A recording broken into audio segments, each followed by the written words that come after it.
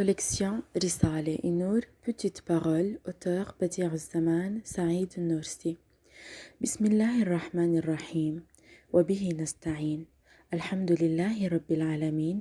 Wassalatu wassalamu ala Sayyidina Muhammadin wa ala alihi wa sahbihi ajma'in. Oh frère, tu m'as demandé quelques conseils.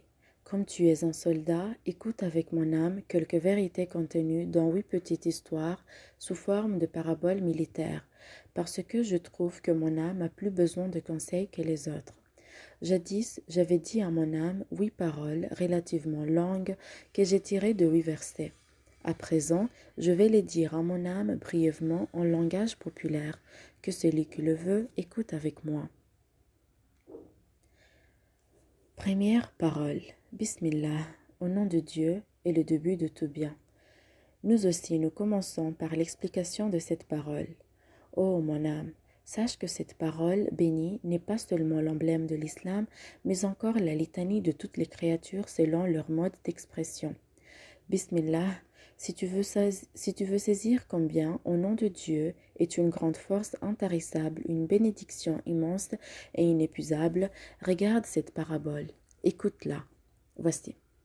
Pour qu'un homme voyage dans les déserts arabes des Bédouins, il doit se référer à un chef de tribu et se placer sous sa protection afin de pouvoir échapper aux dangers causés par des brigands et pour subvenir à ses besoins. Sinon, il se retrouvera tout seul, désarmé, face à ses ennemis et en proie à des besoins innombrables. Ainsi, 2 hommes prennent le désert et partent pour un tel voyage. L'un des deux était humble, l'autre arrogant. L'humble s'est référé à un chef, l'autre ne l'a pas fait. Celui-là a voyagé partout en sécurité. Lorsqu'il rencontre un voleur de grand chemin, il lui dit « Je voyage au nom de tel chef ». Le brigand s'en va sans pouvoir l'importuner. Lorsqu'il pénètre dans une tente sous ce nom, il est traité avec respect.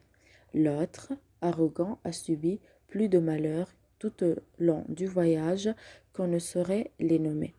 Tout le temps, il tremblait, tout le temps, il mendiait, il est devenu vil et abject. Voilà. Ô mon âme arrogante, tu es ce voyageur. Quant à ce monde, c'est un désert.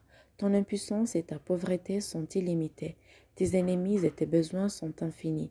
Puisque c'est le cas, invoque le nom du Seigneur éternel, le sage perpétuel, pour que tu sois sauvé de la mendicité dans tout l'univers et du tremblement devant chaque événement. Oui, cette parole est